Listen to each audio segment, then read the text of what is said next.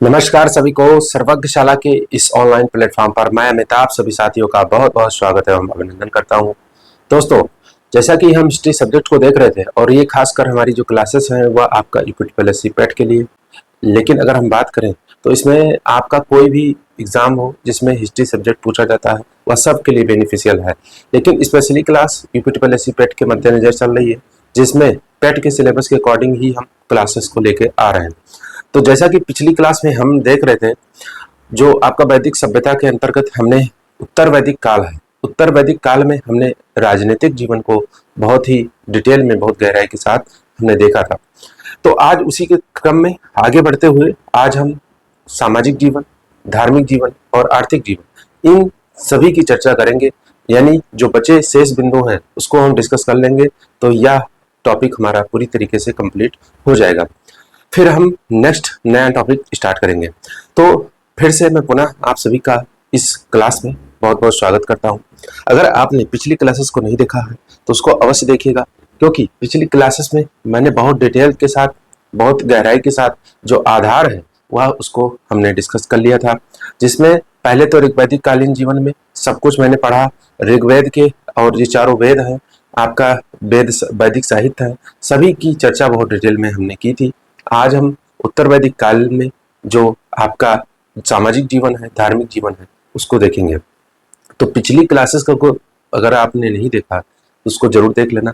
तबीयत थोड़ी नासाज है, तबीयत सही नहीं है, सर्दी जुकाम बुखार इन सब से मैं थोड़ा सा पीड़ित हूँ। परंतु अब एग्जाम डेट आ चुकी है, 6 सितंबर और 7 सितंबर को एग्जाम होना है यूपीटीपीएससी पेट का, जिसमें आपका जो प्रतिदिन आपका 2 शिफ्ट में होगा, यानी कुल 4 शिफ्ट में एग्जाम होने। तो जैसा कि 4 शिफ्ट में एग्जाम होना है, पिछले एग्जाम को ध्यान में रखते हुए जो आपको पढ़ना है उसको मैं लेके आपके सामने उपस्थित हो रहा हूं। क्योंकि पिछले जो 2023 का पेट्रोल का हुआ, उसमें अगर बात करें तो बहुत ही अच्छे लेवल का पेपर आया था, बहुत ही अच्छे लेवल का पेपर आया था। गहराई के साथ आपको पढ़ना आवश्यक है। तो इसी के मद्देनजर आपको देखें तो हमारी जो क्लासेस आ रही हैं वो बहुत ही डिटेल में आ रही हैं।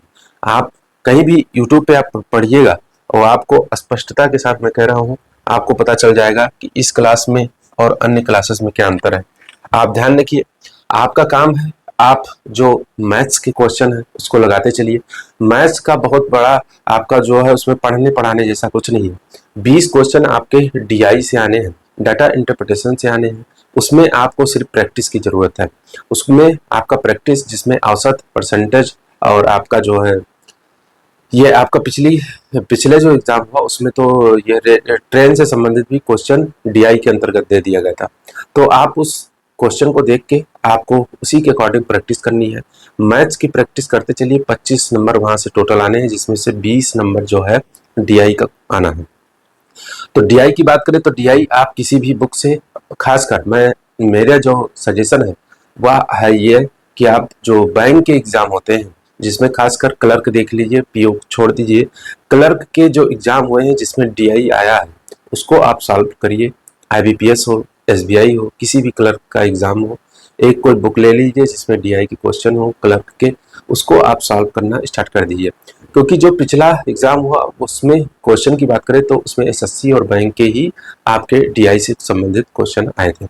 बाकी 5 नंबर मिसलेनियस जिसमें परसेंटेज वगैरह है तो वो आप आसानी से कर ले जाएंगे। बस आपको डीआई को टारगेट करना है।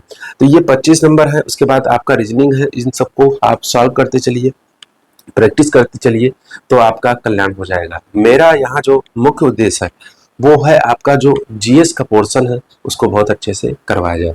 फिलहाल अब हम टॉपिक को स्टार्ट करेंगे, विलंब नहीं करेंगे। जो लोग भाई लोग चैनल पे नए हो चैनल को सब्सक्राइब कर लेना, साथ साथ में आपको बेल आइकन दबा लेना ताकि कोई क्लासेस हमारी आए तो आपको आपके तक पहुंच जाए।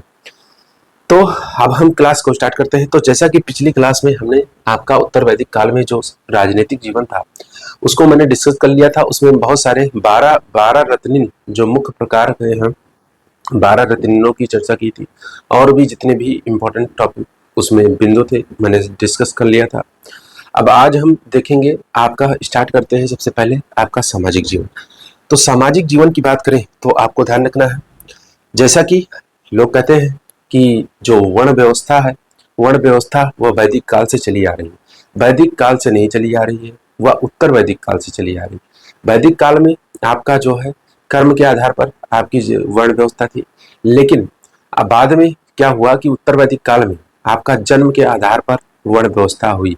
और ऋग वैदिक काल की बात करें तो उसमें बहुत ज्यादा वर्ण व्यवस्था का विकास नहीं हुआ था, परंतु उत्तर वैदिक काल में देखें तो वहां पे वर्ण व्यवस्था बहुत ज्यादा विकसित हो गई।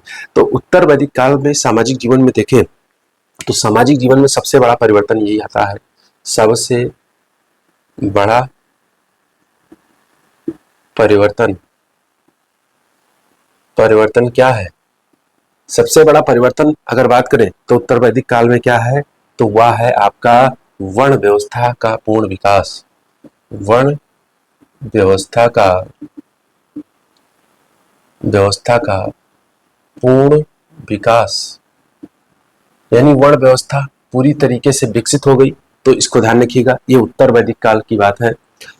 वर्ण व्यवस्था ऋग वैदिक काल में भी थी, परंतु वहां पे कर्म के आधार पर वर्ण व्यवस्था थी, मैंने बताया था उसमें।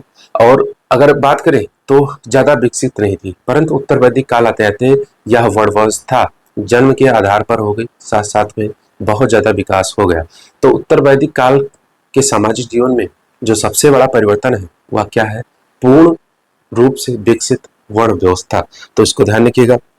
और बात करें तो यहीं पे लिख दे रहा हूं, वर्ण व्यवस्था का पूर्ण विकास हुआ तथा जन्म के आधार पर।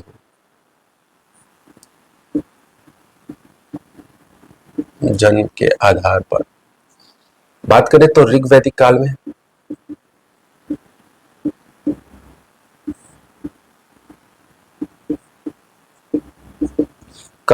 वर्ण व्यवस्था जो थी वह पहली बात तो बहुत विकसित नहीं थी, यानी ज्यादा प्रभाव नहीं देखने को मिला। बहुत विकसित नहीं, साथ साथ में आपका कर्म के आधार पर।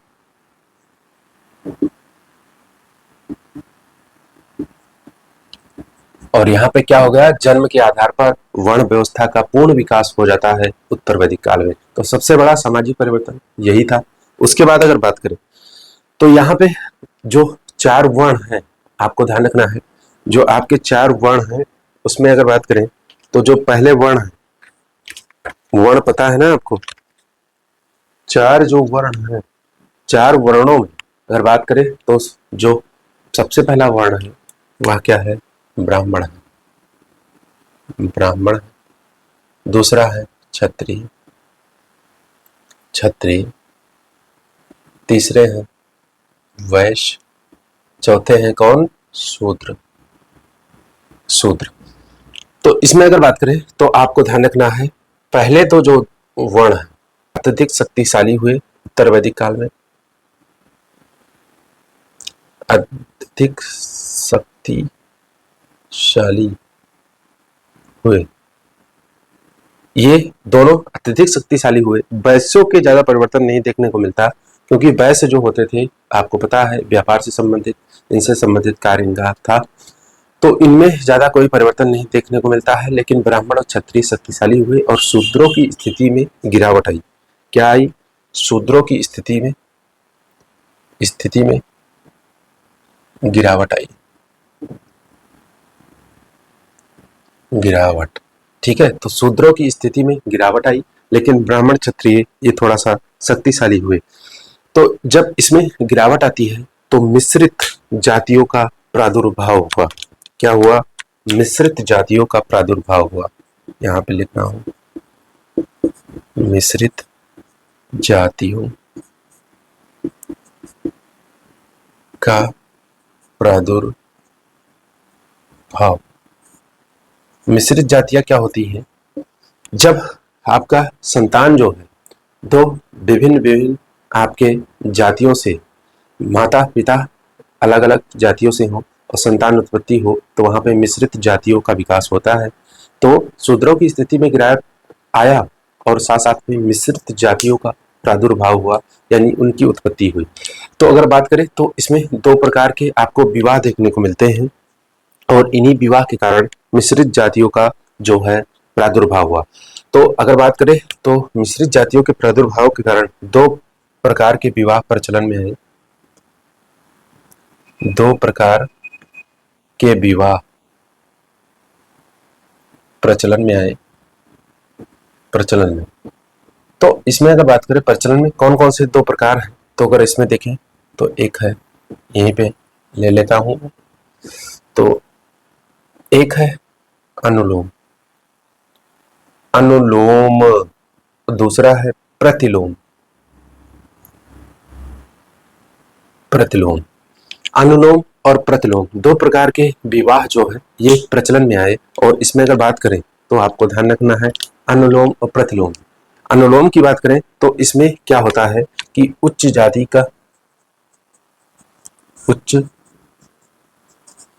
का पुरुष होता है, पुरुष होता है, ठीक है, और निम्न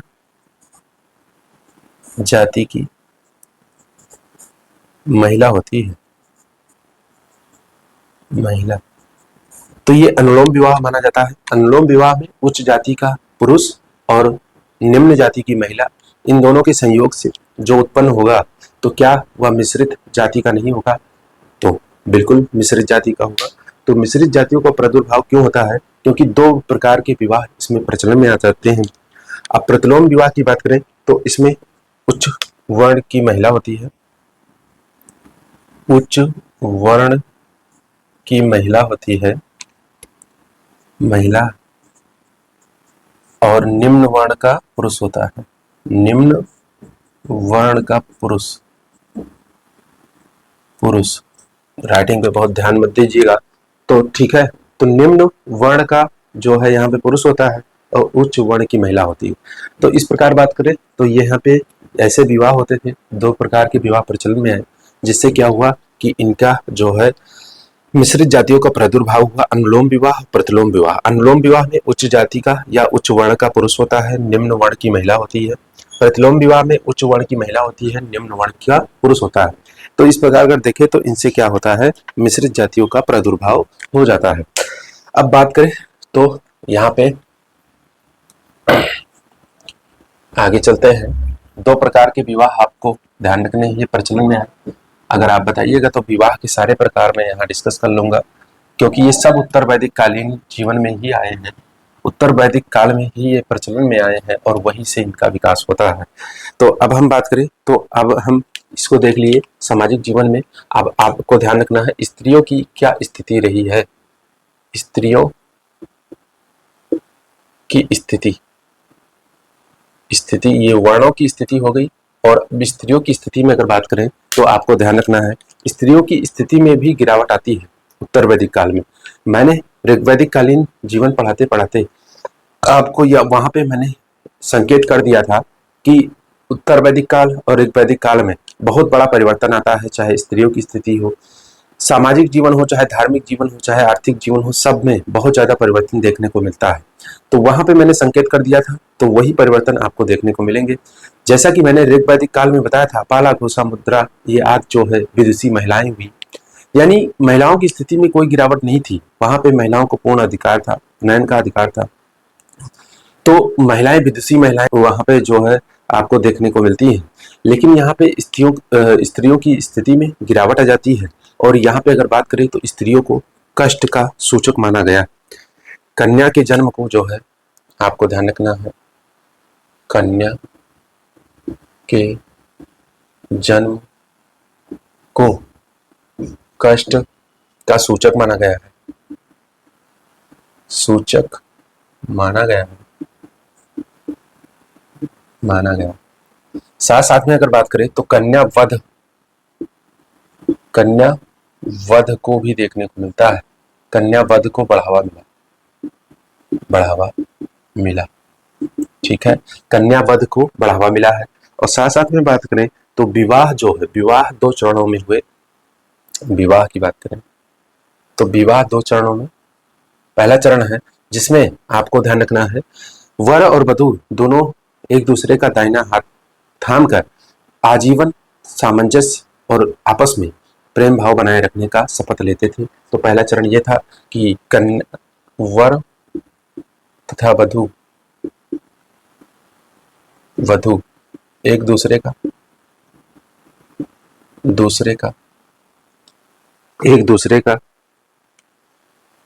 दाहिना हाथ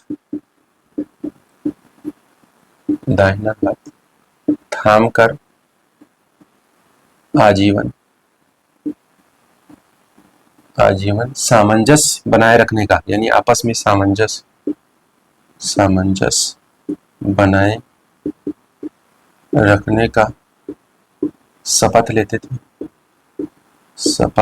ठीक है, तो इसको क्या बोलते हैं? इसको जो है ये जो विवाह के 2 चरण है, तो पहला चरण है पाणी ग्रहण संस्कार है।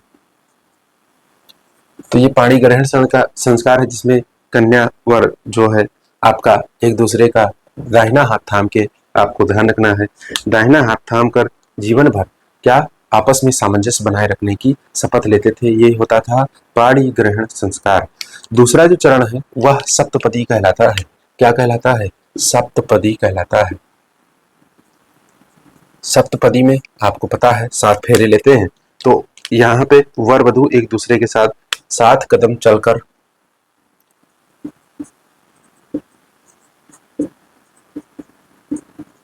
एक दूसरे के साथ 7 कदम चलकर 7 कदम, वही 7 फेरे वाली बात है, 7 कदम चलकर शपथ लेते हैं।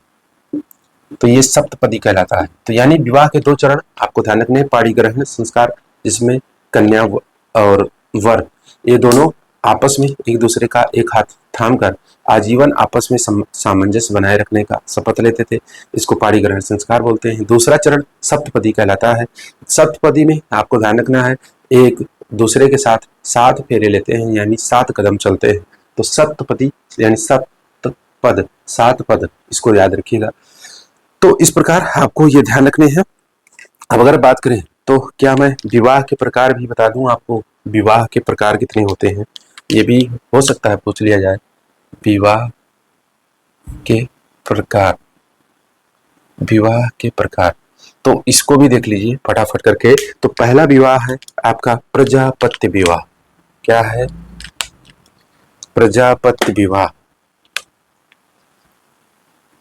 प्रजापत्य विवाह या जो विवाह होता है इसमें कन्या के पिता को वर को अपनी कन्या प्रदान करता था और विवाह करते थे। इसमें आपको ध्यान रखना है कन्या के पिता जो है वर को अपनी कन्या प्रदान करते हैं और आपको विवाह करते हैं। साथ में अगर बात करें तो वर वधू धर्म का आचरण करते हुए विवाह करते हैं। तो कन्या के पिता वर को अपनी कन्या प्रदान करते हैं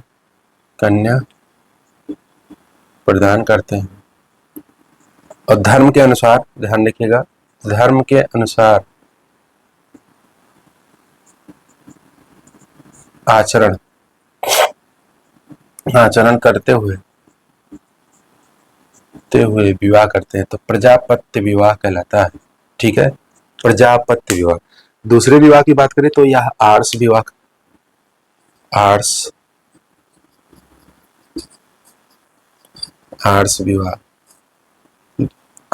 में बात करें तो वर्तमान दहेज प्रथा इसी विवाह की देन मानी जाती है, क्योंकि इसमें आपका जो है वर पक्ष द्वारा कन्या पक्ष को एक जोड़ी गाय बैल आदि दिया जाता था। इसमें ध्यान रखिएगा, इसमें वर पक्ष के द्वारा कन्या पक्ष को एक जोड़ी गाय या बैल, जानते हैं आप गाय बहुत ही उस समय संपत्ति के समान जो है मानी जाती थी, तो कन्या पक्ष को वर पक्ष देता था।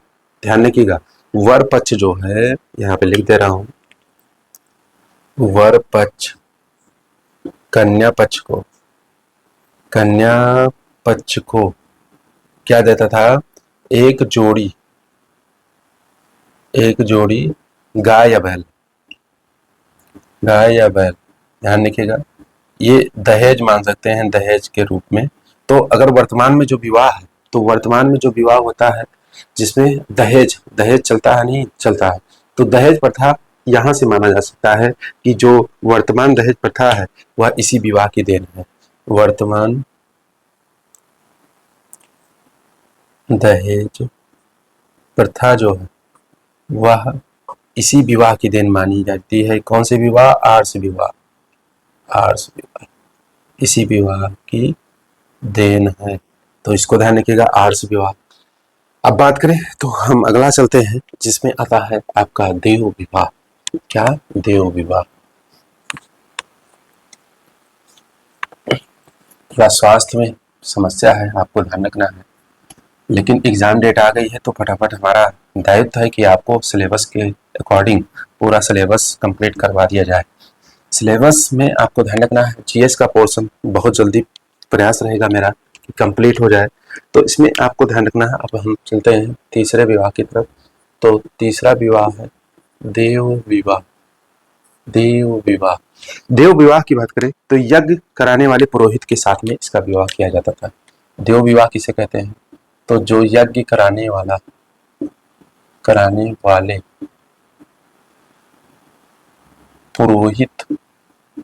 पुरोहित हैं, यज्ञ कराने वाले पुरोहित के साथ जो विवाह होता था,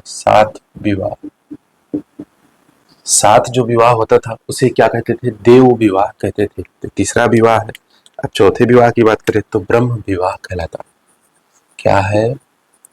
ब्रह्म, देवपात ब्रह्म विवाह। ठीक है, तो ब्रह्म विवाह में बात करें तो यह सर्वोत्तम और सबसे उच्च श्रेणी का विवाह है। यह सबसे उच्च श्रेणी का विवाह है। सबसे उच्च श्रेणी का विवाह। तो क्या है? सबसे उच्च श्रेणी का यह विवाह। क्यों है उच्च श्रेणी का? अभी देखते हैं। उच्च श्रेणी का विवाह है, ठीक है। इसमें बात करें तो सबसे उच्च क्यों है? क्योंकि वर्तमान में अगर देखें तो सबसे ज्यादा यही प्रचलन में है। वर्तमान में सर्वाधिक प्रचलन में यही विवाह, यही विवाह। कैसे है प्रचलन में विवाह? तो इसको ध्यान रखिएगा, कन्या का पिता अपनी पुत्री हेतु वेदक व शीलवान व्यक्ति ढूंढकर विवाह करता है। तो वर्तमान में अगर बात करें तो वेदक तो नहीं, लेकिन हाँ सरकारी नौकरी वाला जरूर ढूंढता है। तो कन्या के पिता जो है, कन्या के पिता उस समय क्या करते थे? वेदक। कन्या के पिता वेदज्ञ यानी वेदों के ज्ञाता, साथ साथ में शीलवान व्यक्ति, या वर लिखते हैं, व्यक्ति नहीं, वर को ढूंढ कर अपनी कन्या का विवाह करते थे। कन्या का विवाह करते थे। तो जैसा कि वर्तमान में भी देखें तो हर कन्या के पिता का सपना यही होता है, उसका प्रयास यही होता है कि उसकी पुत्री जहां भी जाए वह सुखी हो, और सुखी होने का जो पहला पैमाना देखा जाता है कि वह सरकारी नौकरी में हो। तो सरकारी नौकरी कितनी महत्वपूर्ण है आप लोगों को पता है। सरकारी नौकरी होने के क्या लाभ है? सबसे पहला लाभ यही है कि आप जो है मन वांछित आप जो है कन्या प्राप्त कर सकते हैं, अपनी इच्छा अनुसार या पसंद करके आप शादी कर सकते हैं, वरना आपको कोई भी बचा हुआ रिजेक्टेड जो प्रोडक्ट है वह आपको दे दिया जाएगा। अगर आपके पास सरकारी नौकरी नहीं है तो रिजेक्टेड प्रोडक्ट मिलेगा। अगर आपके पास सरकारी नौकरी है तो आपको जो अच्छे लोग हैं या अच्छे किस्म के लोग हैं या सुंदर कन्या, स्पष्ट रूप से कहना चाहूँगा, जो सुंदर कन्या है वो आप प्राप्त कर सकते हैं, भले ही आप स्मार्ट हो या ना हो, अन्यथा मत लीजिएगा। ये ब्रह्म विवाह जो है वर्तमान में सर्वाधिक प्रचलित है।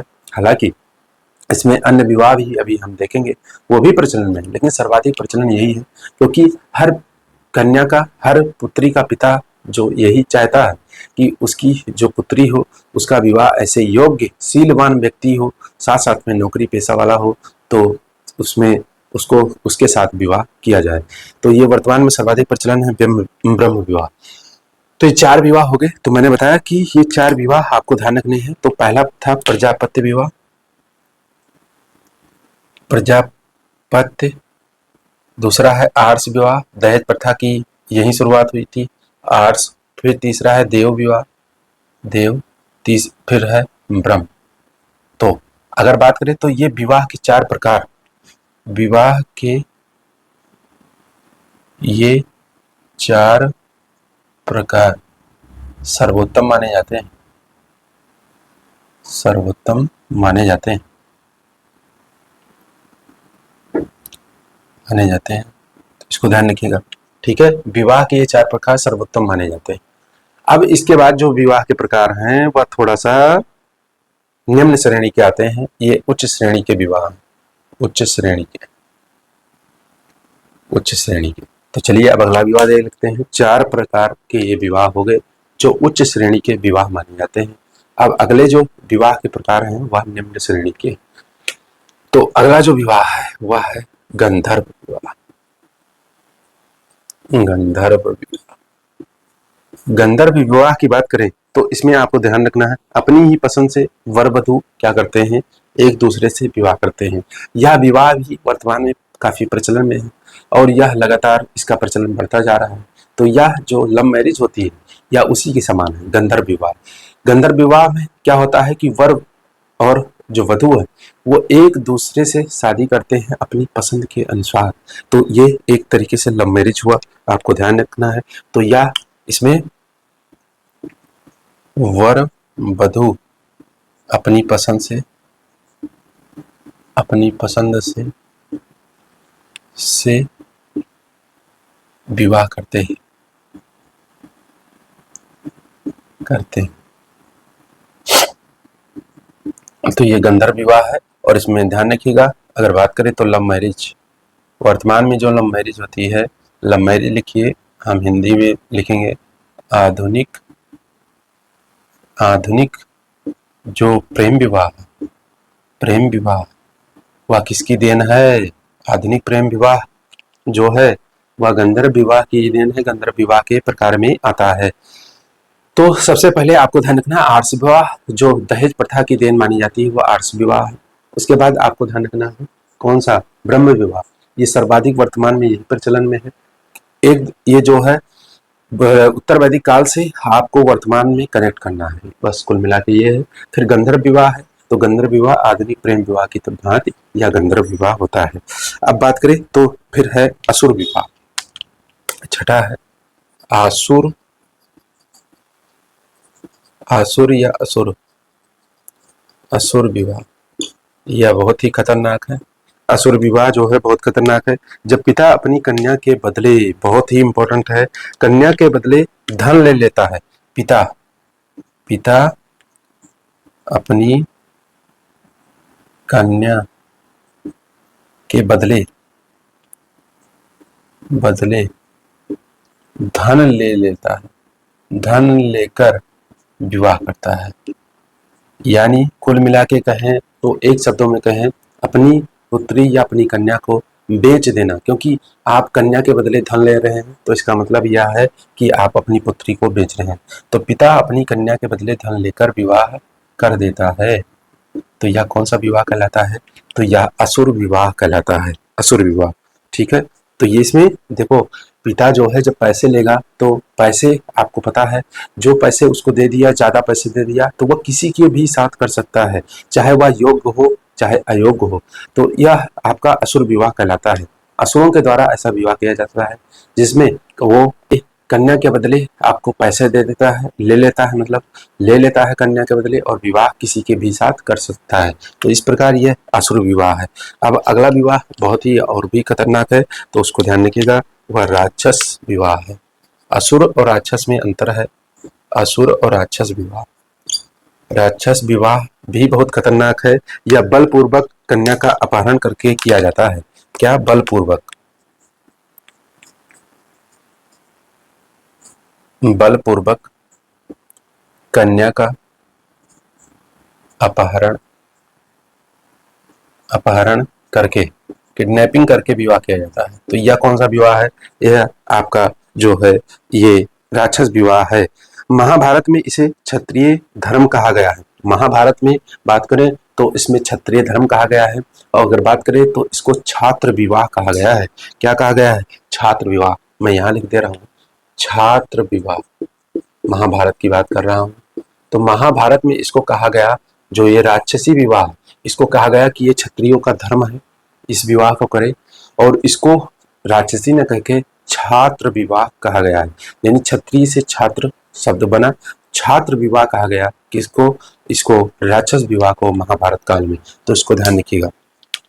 तो ये 7 विवाह हो गए। एक लास्ट राक्षस के बाद पैशाच की बात भी कर लेते हैं। पैशाच भी इंपॉर्टेंट है।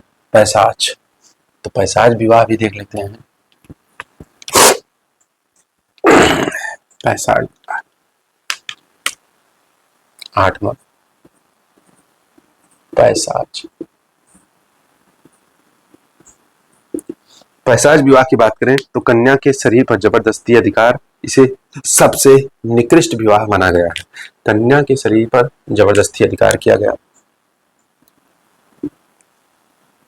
कन्या के शरीर पर जबरदस्ती अधिकार,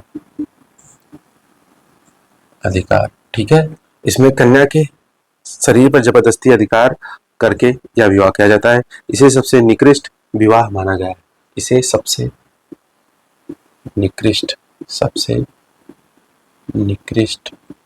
निकृष्ट या अधम विवाह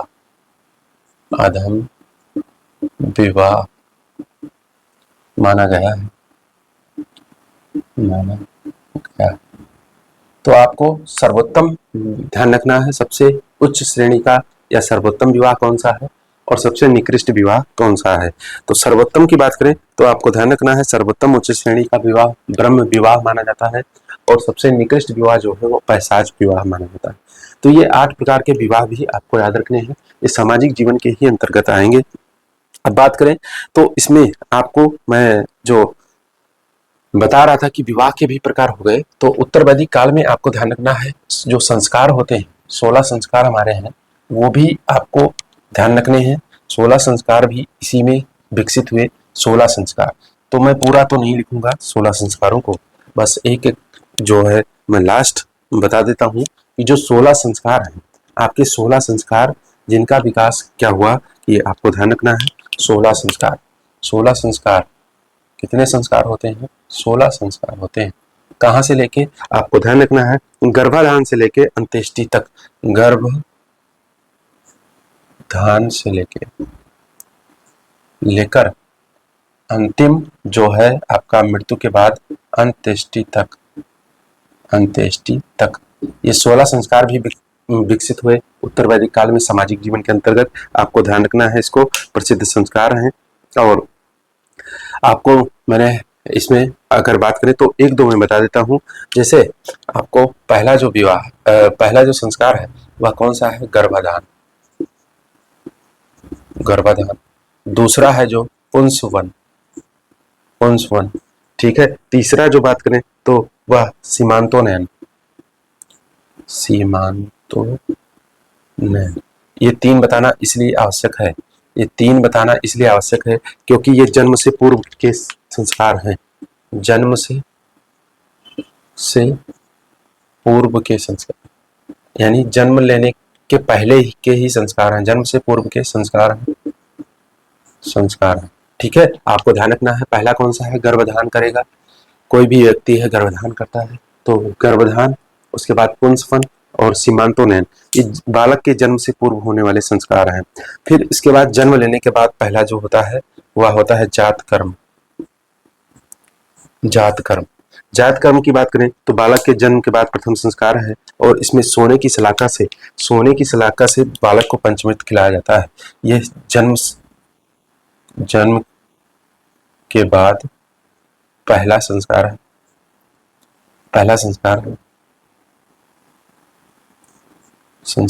इसमें बात करें तो इसके अंतर्गत सोने की सलाका से बालक को पंचामृत पिलाया जाता है, ठीक है। इसको आपको याद रखना है। तो ये 4 संस्कार आपको ध्यान रखने हैं, और बालक की जीवा पर ओम भी लिखा जाता है। बालक की जीवा पर ओम भी लिखा जाता है, जीभ पर लिखा जाता है, ध्यान रखिएगा, उसी सलाका से। तो बस इतना ध्यान रखना है, सोने की सलाका से बालक को पंचामृत चटाया जाता है या पिलाया जाता है। बालक क्या खाए पिएगा तो उसको चटाया जाता है। पहला जो संस्कार है जन्म के बाद वो पहला यही है, आपको ध्यान रखना, ठीक है। अब हम कुल 16 संस्कार, 4 तो मैंने बता दिए। हाँ, अब ऐसा करते हैं, फटाफट लिख ही देते हैं यहाँ पे। 1 मिनट, 1 मिनट। 4 मैंने बता दिए, बस नाम लिखेंगे, एक्सप्लेन नहीं करेंगे, आपको ध्यान रखना है। नाम लिख देता हूं मैं यहाँ पे। 4 हो ही गए हैं, जब तो 12 और बचे, उसको मैं भी लिख लेता हूँ। तो जात कर्म हो गया। 5वां आपका है नामकरण होगा, नामकरण होगा। 6ठा जो आपका होगा निष्क्रमण होगा, निष्क्रमण होगा। निष्क्रमण में अगर बात करें तो यहाँ पे आपको बालों को पहली बार घर से बाहर ले जाया जाता है, नामकरण में नाम दिया जाता है, और 7वें या 11वें दिन होता है, 7वें या 11वें दिन नामकरण किया जाता है। और इसमें पहली बार बालक को क्या घर से बाहर ले जाया जाता है, तो निष्क्रमण होता है। 7वें की बात करें तो यहाँ पे आपको ध्यान रखना है, अन्नप्राशन होता है, अन्नप्राशन 7वां संस्कार है। 8वें की बात करें तो यहाँ पे होता है चूड़ा कर्म, चूड़ा कर्म होता है। चूड़ा कर्म पहली बार केस काटा जाता है, ठीक है। फिर होता है कर्ण भेदन होता है, कर्ण भेदन, कान को छेद छेद किया जाता है कान में। फिर 10वां होता है आपका विद्यारंभ होता है, विद्यारंभ होता है। 11वां होता है आपका जो है उपनयन, उपनयन। 12वां होता है आपका जो है वेदारंभ होता है, वेद की पढ़ाई होती है। 13वां जो होता है वह होता है केशांत या गोदान, केशांत या गोदान। इसमें अगर बात करें तो पहली बार दाढ़ी मूछ काटा जाता है, ये इंपॉर्टेंट है। पहली बार दाढ़ी, यानी वह जो है वयस्क हो रहा है, दाढ़ी व या मूछ, मूछ काटा जाता है, ठीक है। फिर 14 की बात करें तो समावर्तन होता है, समावर्तन होता है, 14 संस्कार है। 15वें की बात करें तो यहाँ पे आपको ध्यान रखना है विवाह होता है, विवाह आपका 15वां संस्कार है। और विवाह करने के ही बाद में आपको 16वां संस्कार हो जाएगा, जिसको अंत्येष्टि बोलते हैं, अंत्येष्टि। तो आपको ध्यान रखना है, गर्भाधान से लेके अंत्येष्टि तक 16 संस्कार भी हमारे विकसित हुए उत्तर वैदिक काल में। अब ये सारी बातें हो चुकी हैं।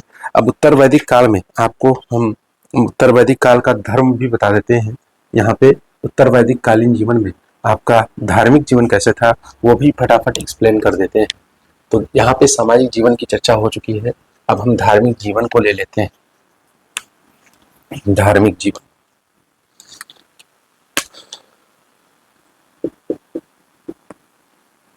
धार्मिक जीवन, धार्मिक जीवन में बात करें तो यहाँ पे देव मंडल की कल्पना की गई कि ये देवों का एक मंडल होता है। और अगर इसमें बात करें तो त्रिदेव के रूप में आपको ध्यान रखना है, त्रिदेव के रूप में, त्रिदेव के रूप में ब्रह्मा, यानी 3 देवों के रूप में ब्रह्मा विष्णु व महेश, महेश की कल्पना की गई।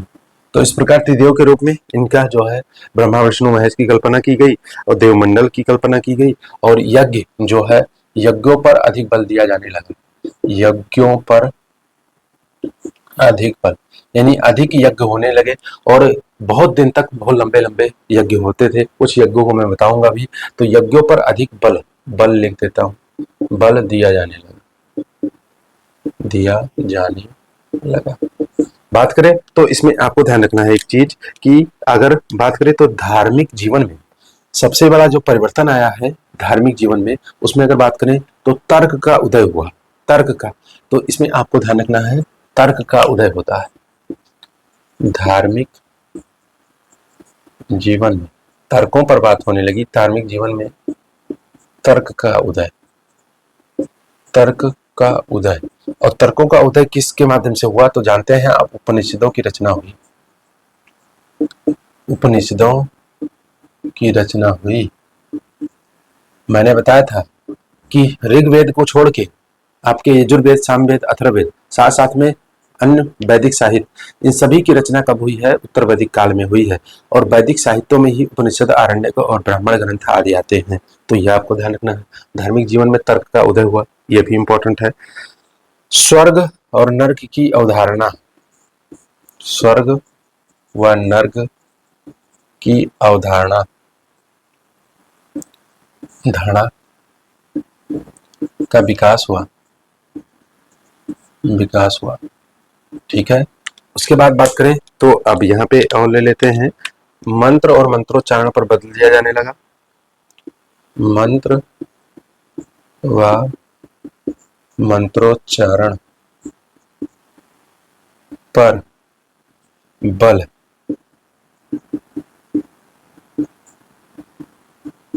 जाने लगा। ठीक है, ये भी याद रखिएगा। ब्राह्मणों द्वारा जो यज्ञ किए जाते थे उनको, यज्ञों को क्या कहा जाता था? स्रोत कहा जाता। यज्ञों को स्रोत। तो ब्राह्मणों द्वारा किए जाने वाले यज्ञों को क्या कहा जाता था? स्रोत कहा जाता था। स्रोत कहा जाता था। ठीक है, इतना ध्यान रखिएगा, इतना इंपॉर्टेंट है। अगर हम बात करें, कुछ यज्ञ की बात कर लेते हैं क्या? ठीक है, यज्ञ की बात कर लेते हैं। कुछ यज्ञ महत्वपूर्ण है, आपको मैं फटाफट बता देता हूँ। कुछ यज्ञों की बात कर लेते हैं। सॉरी। कुछ महत्वपूर्ण यज्ञ देख लेते हैं। तो पहला है राजसूय यज्ञ। नाम सुने होंगे, अच्छे से पढ़े होंगे। तो राजसूय यज्ञ की बात करें तो सिंहासन रूढ़ होने के साथ यह किया जाता था। सिंहासन जब सिंहासन पर राजा बैठता था तो सिंहासन रूढ़ होते समय यह यज्ञ किया जाता था। कौन सा? राजसूय यज्ञ। ठीक है।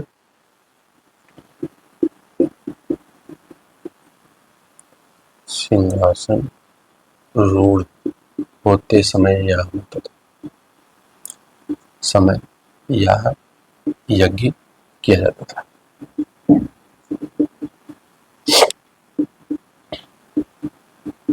ठीक है। उसके बाद बात करें तो इसमें आपको ध्यान रखना है कि इसमें इंद्र और ये जो प्रजापति हैं, इंद्र व प्रजापति, यानी देवता इंद्र और प्रजापति को, पति को खुश करने के लिए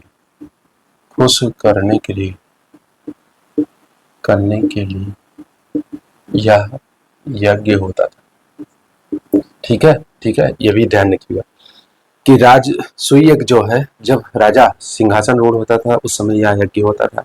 इसमें बात करें तो इंद्र और प्रजापति को खुश करने या रिझाने के लिए यह यज्ञ किया जाता था।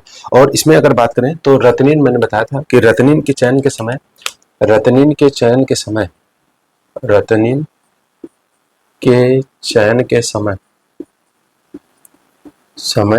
राजा द्वारा रत्नीन के घर पर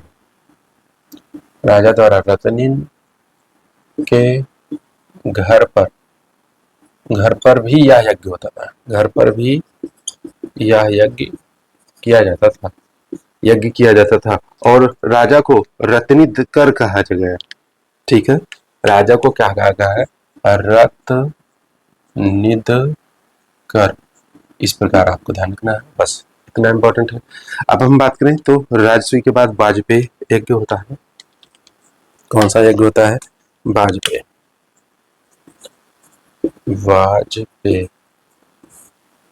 यज्ञ। वाजपेयी यज्ञ की बात करें तो इसमें राजा में दैवीय शक्तियों के आरोपण हित किया जाता था। ठीक है, तो राजा में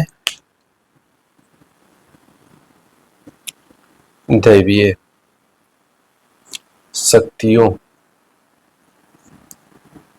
के आरोपण या उनमें दैवीय शक्ति आए, आरोपण हेतु किया जाता था। और उसके बाद यज्ञ में रथ दौड़ रथ दौड़ या घुड़दौड़ भी होती थी, घुड़दौड़। ठीक है। तो राजा में दैवीय शक्ति आए उसके लिए यह यज्ञ किया जाता था, यानी राजा में दैवीय शक्तियों के आरोपण हेतु वाजपेयी यज्ञ किए जाते थे। और इसमें आपको ध्यान रखना है कि रथ दौड़ घुड़दौड़ का आयोजन भी इसमें किया जाता था। अब हम तीसरे यज्ञ की बात करें तो यहाँ पे अश्वमेध यज्ञ आता है। तीसरा अश्वमेध यज्ञ। अश्वमेध यज्ञ की बात करें तो यहाँ पे आपको ध्यान रखना है, राजा के चक्रवर्ती होने पर, यानी चारों तरफ राजा का साम्राज्य होने पर, राजा के चक्रवर्ती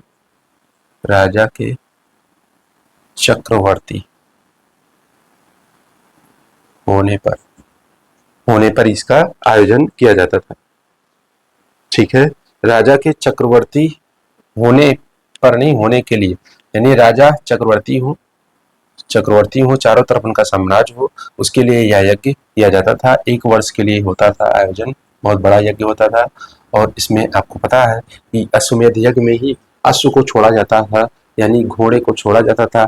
और घोड़ा जहां तक अबाध रूप से दौड़ता जाए, यानी उसको रोकने वाला कोई वहां पे ना सामने आए, तो उस घोड़े के द्वारा जितने भी दूरी या क्षेत्रफल पे घोड़ा दौड़ता था, वह सारा क्षेत्र क्या होता था, वह राजा का मान लिया जाता था।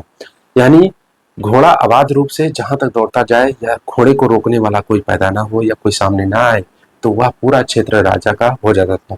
तो अश्वमेध यज्ञ किए जाते थे, लंबे काल तक चलते थे, लंबे समय तक। जिसमें बात करें तो 1 वर्ष के लिए होता था। और इसमें राजा के चक्रवर्ती होने के लिए यह यज्ञ किया जाता था। तो इसको याद रखिएगा। यज्ञ समापन पर अगर बात करें तो यज्ञ समापन पर राजा क्या, यज्ञ समापन पर जब यज्ञ समाप्त होता था तो राजा को राजाधिराज की उपाधि दी जाती थी। राजाधिराज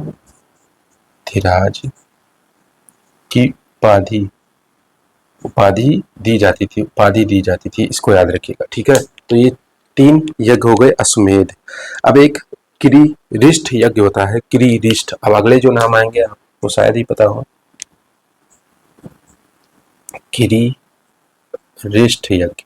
किरीरिष्ट यज्ञ क्या होता है, इसमें अकाल के समय किया जाता था। अकाल के समय, अकाल पड़ा हुआ है, अकाल के समय। तो ये इंपॉर्टेंट है, याद रखिएगा। आरओ एग्जाम के लिए, साथ साथ अन्य सभी एग्जाम के लिए इंपॉर्टेंट है। अकाल के समय किया जाने वाला यज्ञ है। कौन सा, किरीरिष्ट है। ठीक है, इसको याद रखिएगा।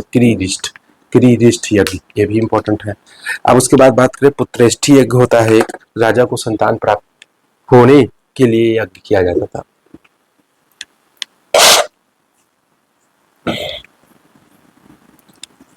तो किरीरिष्ठी वाला याद रखिएगा। बाकी तो आप सुने होंगे, वाजपेयी है, राजसूय है, अश्वमेध है, ये सब आपने सुना होगा। किरीरिष्ठी याद रखिएगा। पुत्रेष्ठी तो ये तो नाम से ही स्पष्ट है, लिख देता हूं।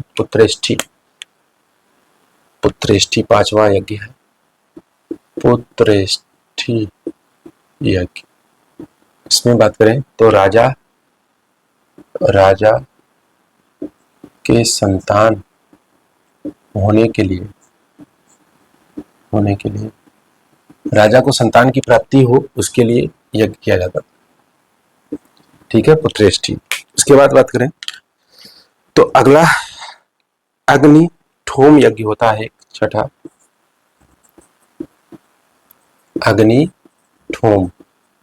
अग्निठोम क्या है, तो इसको ध्यान रखिएगा। इसमें सोम रस को पीसा जाता था, सोम रस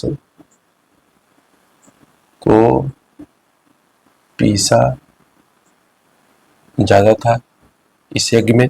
और अगर बात करें तो यज्ञ कराने वाले याज्ञिक को 1 वर्ष का सात्विक जीवन यापन करना होता है और सापत्निक ये अनुष्ठान होता है। तो इस प्रकार आपको ध्यान रखने हैं। अग्निठोम यज्ञ भी होता है और एक होता है पुरुषमेध यज्ञ।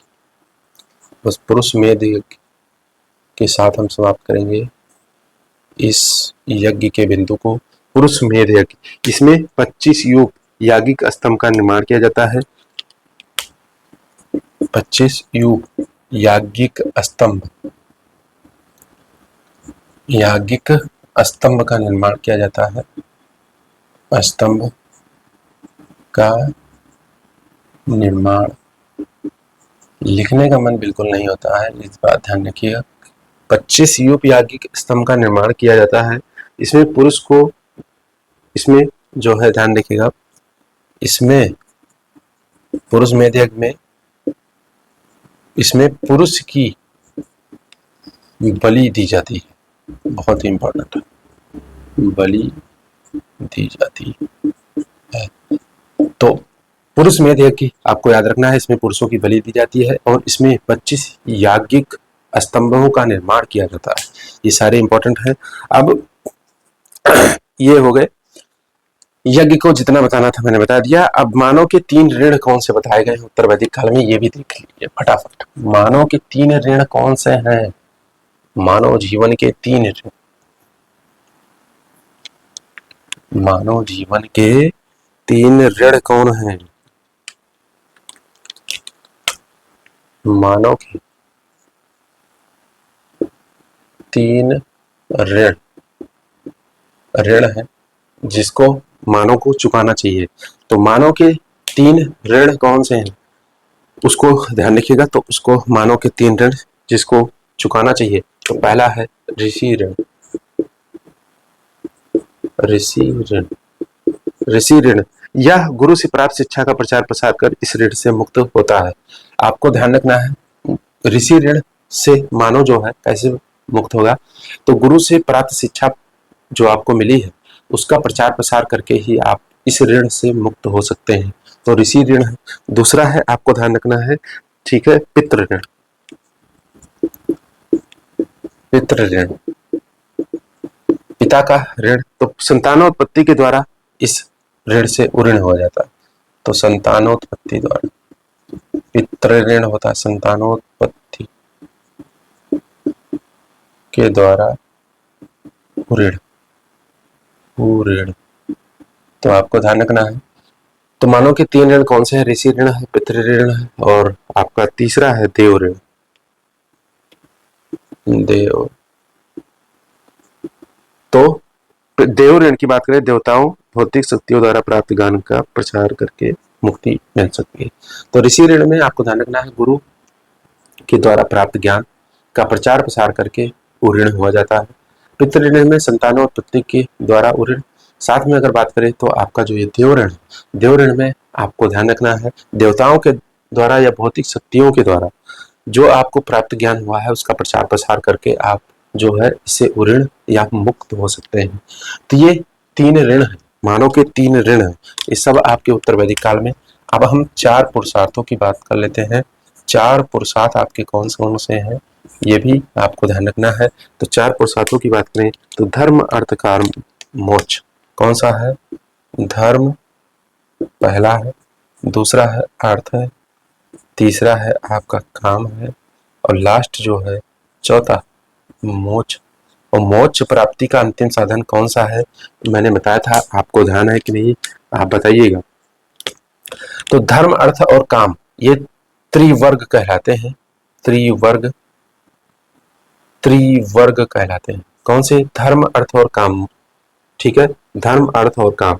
तो ये त्रिवर्ग कहलाते हैं और ये गृहस्थ आश्रम के दौरान पूर्ण होते हैं।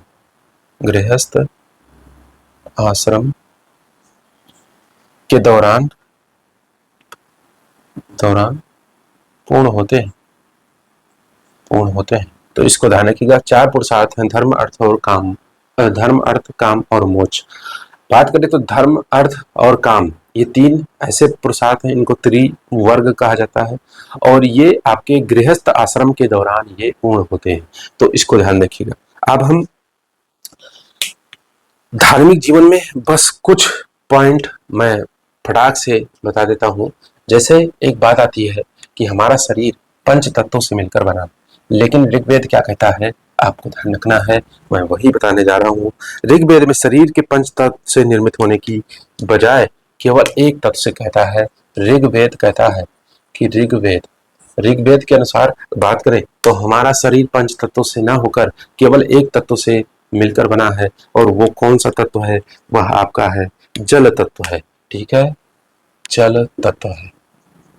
पंच तत्व आप जानते होंगे, तो जल तत्व से बना है हमारा शरीर। ऋग्वेद के अनुसार हमारा शरीर 5 तत्वों से नहीं अपितु एक तत्व से बना है और वह तत्व कौन सा है? जल तत्व है। इसको याद रखिएगा। और इसी में आपको ध्यान रखना है, कुछ महत्वपूर्ण तत्वों में बात कर लें तो यहाँ पे आपको ध्यान रखना है, प्रथम प्रथम जो अमर व्यक्ति माने जाते हैं, अमर व्यक्ति है वह है एम एम। तो और अगर बात करें तो प्रथम जन्मे व्यक्ति जो माने जाते हैं, ये सब उत्तर वैदिक काल में बात है। तो उत्तर वैदिक काल में तो इसमें विश्वकर्मा माने जाते हैं। तो प्रथम जन्मे व्यक्ति विश्वकर्मा और प्रथम अमर व्यक्ति है वो है यम। तो इस प्रकार उत्तर वैदिक काल में आपका मैंने धार्मिक जीवन भी देख लिया, बहुत सारी चीजें इसमें मैंने बता दी। शायद आपने पढ़ी होंगी कि नहीं पढ़ी होंगी, ये आप कमेंट बॉक्स में बताइएगा। अब इसमें एक छोटा सा पॉइंट यहाँ पे आपका बचता है, छोटा सा पॉइंट है आपका आर्थिक जीवन। और आर्थिक जीवन के साथ साथ में पूरे वैदिक सभ्यता में कुछ मिसलेनियस पॉइंट है, उसको डिस्कस करना है एक क्लास में, वह भी समाप्त हो जाएगा। तो इस तरीके से यह संपूर्णता के साथ मेरा टॉपिक ये कंप्लीट होगा। तो उसको हम अब आज नहीं करेंगे, उसको देखेंगे नेक्स्ट क्लास में। आप लोगों को यह क्लास कैसी लगी कमेंट बॉक्स में जरूर बताना। आपका जैसा भी फीडबैक हो अवश्य बताया करिए। साथ साथ में जो लोग चैनल पे नए हो चैनल को सब्सक्राइब कर देना और अपने दोस्तों सहपाठियों के साथ इसको शेयर भी जरूर करना। तो मिलेंगे नेक्स्ट चर्चा में, तब तक के लिए आप सभी भाई बहनों को राधे राधे, जय श्री कृष्णा।